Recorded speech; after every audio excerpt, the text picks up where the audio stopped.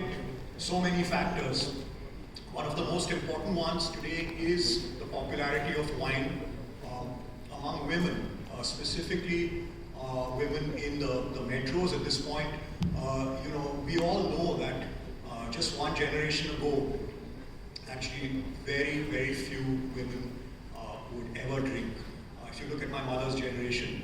But things have changed very rapidly, especially in the big cities today. And increasingly, young, independent women find it's absolutely socially acceptable for them to have a drink with their colleagues after work, for instance. And a lot of them reach for wine. And a lot of that wine that they reach for is Sula. So this is a huge factor, and this is only going to accelerate in the years to come as it moves beyond the metros to tier 1 cities.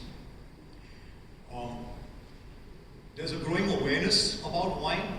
You will just note 10, 15 years ago, there was hardly any awareness about wine. But today, most of you will note that you see wine everywhere, at events, at social functions, on wine lists. You have such a proliferation of standalone restaurants today, and so many of them have to have a wine list. There's also been a lot of increase in home consumption. This was a trend that accelerated during the pandemic. Obviously, people could not go out, and you saw that in many households where traditionally they did not consume at home. Alcohol and wine started coming into the house. Wine is usually a little more acceptable than spirits in some milieus. There's been a lot of premiumization among consumers, and wine has been one of the beneficiaries of this. There's also growing perception of health benefits. I'm sure most of you have read articles, studies talking about the health benefits of wine. I'm not going to necessarily say whether those are right or wrong, but for sure there are more than enough studies that do show the health benefits of wine, and definitely a lot of people do take notes of that. The growth of wine tourism, of course, Sula has been the main driver of this, but just to put it in perspective, this year we expect to do over 1 lakh specific tastings with consumers at our winery, and just our single winery in Nashik. So when you think about it, compared to the number of people who are drinking wine today, you can see it's a huge number. And I think a large number of those people leave the winery being consumers of wine and being brand ambassadors for Sula.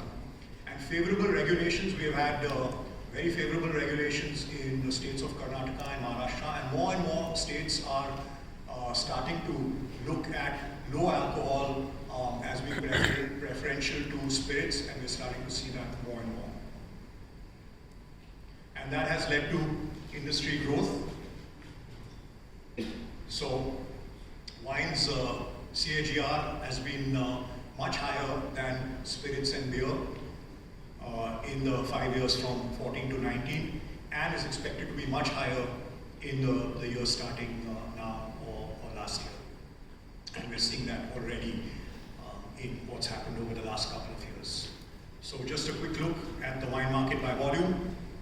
And also interestingly, within the wine segment, more and more of that share is going to the more premium segment, and that bodes really well for us, because people are starting to reach for more expensive Indian wines, which is a trend that is going to be very good for all Indian wine companies in the future. So you see the CAGR of what we call the elite segment being much faster than much higher than the rest of them.